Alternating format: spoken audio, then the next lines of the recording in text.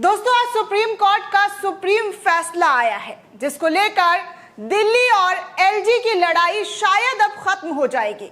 जो लड़ाई दिल्ली सरकार और एलजी को लेकर थी कि हमारे पास पावर नहीं है, हमारे पास जो चीजें हैं वो हम नहीं कर पा रहे हैं, ये आरोप हमेशा केजरीवाल की तरफ से लगाया जा रहा था कि दिल्ली में केजरीवाल का पावर छीन लिया गया है और केजरीवाल से बड़ा पद जो है वो एलजी का कर दिया गया है। इस वजह से बार बार अरविंद केजरीवाल अपनी जिम्मेदारियों से पलड़ा झाड़ते हुए नजर आ रहे थे। लेकिन अब क्या वो पलड़ा झाड़ना खत्म हो जाएगा? क्योंकि आज सुप्रीम कोर्ट ने सुप्रीम फैसला दिया है जिसकी चारों तरफ चर्चा शुरू हो गई है। दोस्तों, दिल्ली में सरकारी अफसर की चुनी हुई, जी हाँ दोस्तों, दिल्ली में सरकारी अफसरों पर चुनी हुई सरकार का ही नियंत्रण रहेगा। सुप्रीम कोर्ट ने आज ये फैसला दे दिया है।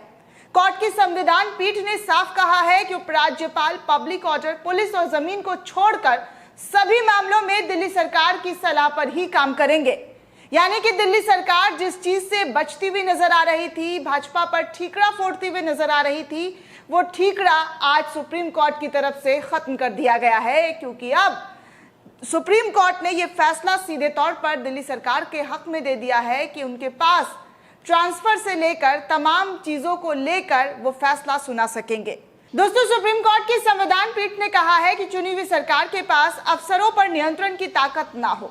अधिकारी मंत्रियों को रिपोर्ट करना बंद कर दे या फिर उनके निर्देशों का पालन करे तो जवाबदेही का सिद्धांत बेईमानी हो जाएगा। कोर्ट ने कहा है कि दिल्ली भले ही पूर्ण राज्य ना हो, लेकिन इसके पास कानून बनाने के अधिकार हैं। ये निश्चित करना होगा कि राज्य का शासन केंद्र के हाथ में न चला जाए। हम सभी जज इस बात से सहमत हैं कि ऐसा आगे कभी ना हो।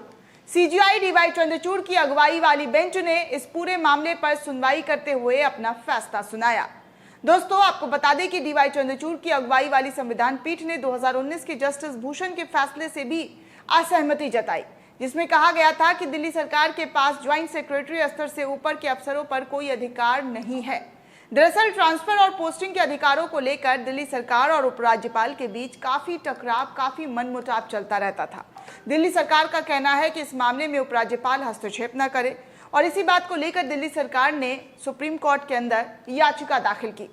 अब इस याचिका पर सुनवाई करते हुए सुप्रीम कोर्ट का फैसला आया है। सुप्रीम कोर्ट की 5 जजों की संविधान पीठ D Y Chandrachud, justice M R Shah, justice Krishna Murari, justice Hima Kohli और जस्टिस पीएस नरसिम्हा ने फैसला सुनाया है।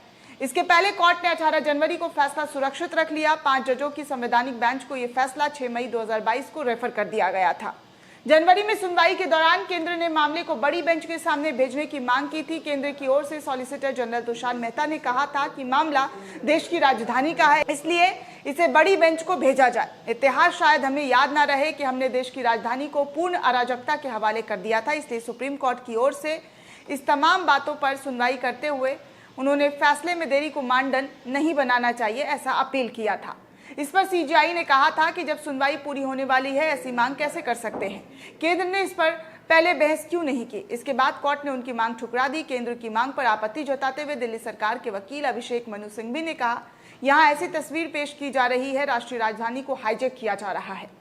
संसद कोई भी कानून बना सकती है, लेकिन ये अधिकारियों को लेकर नोटिफिकेशन का मामला है। ये मामले में देरी का एक तरीका है जो केंद्र सरकार अपना रही है। तो इस तरीके से केंद्र और जो आम आदमी पार्टी की सरकार में ठनाठनी थी, वो सुप्रीम कोर्ट गई और सुप्रीम कोर्ट में आज सुप्रीम फैसला सुनाते हुए ये जो है पूरा हक अरविंद केजरीवाल के हवाले कर दिया गया। सुप्रीम कोर्ट का आदेश आया कि अरविंद केजरीवाल जो है वो अपने तमाम अधिकारों का जो है वो जो उनसे छीन लिया गया था, जो एलजी के पास चला गया था, जो कि ट्रांसफर से लेकर तमाम जो चीज़ें थी, उसको ख़त्म करते हुए अरविंद केजरीवाल को इस पूरे मामले की जिम्मेदारी सौंप दी गई है।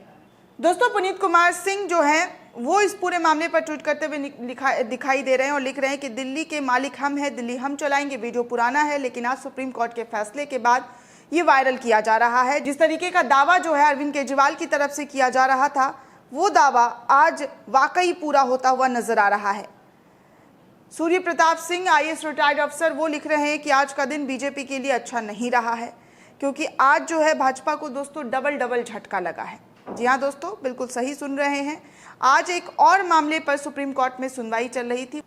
वो मामला महाराष्ट्र का था। दोस्तों, महाराष्ट्र में शिंदे सरकार भले ही सत्ता पर काबिज रहेंगे, मुख्यमंत्री के तौर पर रहेंगे, लेकिन सुप्रीम कोर्ट के अंदर इस पूरे मामले पर सुनवाई करते हुए एक बात तो ज़रूर क्लियर कर दी है कि सुप्रीम कोर्ट में जिस तरीके से ये बात जो सुनवाई चली, उद्धव ठाकरे की जो याचिका दाखिल की गई थी और उस याचिका में कहा गया था कि कैसे जो है उनसे उनका हक छीना गया, उनको सत्ता से बेदखल कर दिया गया।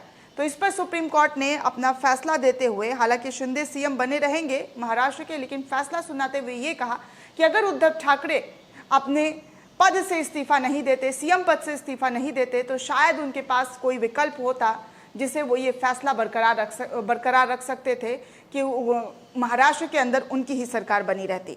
जी हाँ दोस्तों, सुप्रीम कोर्ट ने आज अपने फैसले में कहा कि शिवसेना के नेता उद्धव ठाकरे को महाराष्ट्र के मुख्यमंत्री के रूप में हम बहाल नहीं कर सकते हैं, क्योंकि उन्होंने फ्लोर टेस्ट का सामना नहीं किया, बिना स्वेच्छा से पद जो है वो इस्तीफा दे दिया, त्याग कर दिया। अदालत ने कहा कि तत्कालीन महाराष्ट्र के राज्यपाल भगत सिंह केशोरी का फ्लोर टेस्ट के लिए बुलाने का फैसला, जिसे अनंत उद्धव ठाकरे के नेतृत्व वाली ईवीएम सरकार को गिरा दिया गया, कानून के अनुसार ये नहीं था, बिल्कुल गलत फैसला लिया गया था। सुप्रीम कोर्ट ने आज कहा कि महाराष्ट्र के मुख्यमंत्री एकनाथ शिंदे को अपना पद और अपनी सरकार बनाए रखने का मौका मिलेगा। सुप्रीम कोर्ट ने उद्धव ठाकरे की सरकार को बहाल करने के अनुरोध को भी खारिज कर दिया, क्योंकि ठाकरे ने विधानसभा में शक्ति परीक्षण का सामना करने की बजाय इस्तीफा दे दिया। सुप्रीम कोर्ट ने आज अपने फैसले में यह भी कहा कि महाराष्ट्र के तत्कालीन राज्यपाल भगत सिंह केशोरी पर तीखी टिप्पणियां करते हुए कि अदालत ने तत्कालीन राज्यपाल केशोरी को शिंदे गुट की मदद करने वाले फैसले की कड़ी निंदा की है कि कैसे उन्होंने गवर्नर पद पर रहते हुए एक पार्टी की खूब मदद की है, खूब हेल्प किया है। उन्होंने कहा कि उन्होंने ये निष्कर्ष निकालने में गलती की है कि उद्धव ठाकरे ने विधायकों को बहुमत का जो है समर्थन खो दिया है। तो इस वजह से सुप्रीम कोर्ट ने जो है ये बातें अपने वर्डिक्ट में देते हुए ये फैसला सुनाया। हालांकि इन दोनों फैसले का स्वागत दोनों तरफ से किया जा रहा है। इस पूरे मामले पर इमरान प्रतापगढ़ी की तरफ से भी ट्वीट किया गया है और लिखा गया है कि माननीय सुप्रीम कोर्ट ने यह टिप्पणी करके मुहर लगा दी है कि महाराष्ट्र की मौजूदा सरकार संविधान के अनुरूप है, यानी कि संविधान के विरुद्ध था। संविधान को ताक पर रखते हुए इस तरीके के फैसले सुनाए गए। सौरभ भारद्वाज लिखते हैं कि आज भारत को एक हीरो मिल गया है। अभी तक फिल्मों में वकील, इंस्पेक्टर, डॉक्टर, इंजीनियर, मजदूर, कूली के किरदार में हीरो देखे गए थे। आज से भारतीय फिल्मों के जज साहब के किरदार में भी हीरो देखा करेंगे।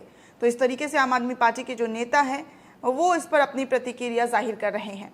पुनीत कुमार सिंह लिखते हैं कि संजय राउत का बड़ा बयान, बोले 16 एमएलए अयोग्य साबित हुए तो खत्म हो जाएगी देशद्रोही की जमात, यानी कि शिंदे को लेकर जो उन्होंने कहा था कि जल्द ही महाराष्ट्र के अंदर बड़ा उलटफेर होने वाला है, उस वीडियो को भी लोग अब वायरल कर रहे हैं। संजय सिंह ट्वीट करते हुए लिखते हैं कि महाराष्ट्र में चीफ व्हिप की नियुक्ति गलत, तो उसके द्वारा लिया गया फैसला नैतिकता के आधार पर शिंदे सरकार को तुरंत इस्तीफा दे देना चाहिए। जिस तरीके से सुप्रीम कोर्ट का ये फैसला है उसको देखते हुए उनको अपनी नैतिकता दिखानी चाहिए और इस्तीफा दे देनी चाहिए। उमाशंकर सिंह एनडीटीवी के पत्रकार है, वो लिखते हैं सुप्रीम कोर्ट ने राज्यपाल के फ्लोर टेस्ट को सीधे तौर पर गलत ठहरा दिया है। महुआ मोइत्रा भी एक फोटो शेयर करते हुए लिख रही है कि सुप्रीम कोर्ट का तमाचा लगा है। कैसे जो है सुप्रीम कोर्ट मतलब दोनों मामले को लेकर, दिल्ली का मामला जो है महुआ मोइत्रा फैंस की तरफ से और महाराष्ट्र का मामला उसको लेकर कहा जा रहा है कि कैसे जो है सुप्रीम कोर्ट ने तमाचे से जो है उन तमाम लोगों की मंशा को धराशाही कर दिया है जो गलत तरीके से सरकार बनाने की कोशिश कर रहे थे और बनाने के बारे में सोचते रहते हैं। तो इस पर महुआ मोइत्रा की भी जो फैन पेज है वो प्रतिक्रिया सामने आई है। ऐसे तमाम सोशल मीडिया यूजर्स हैं दोस्तों जो तरह तरह की प्रतिक्रिया देते हुए नजर आ रहे हैं और सुप्रीम कोर्ट के चीफ जस्टिस DY चंद्रचूड़ को असली हीरो की उपाधि देते हुए नजर आ रहे हैं। दोस्तों इस पूरे रिपोर्ट को लेकर आप क्या सोचते हैं, आपकी क्या प्रतिक्रिया हमें कमेंट सेक्शन में जरूर बताइएगा। साथ ही साथ चैनल को सब्सक्राइब करना बिल्कुल भी ना भूलें।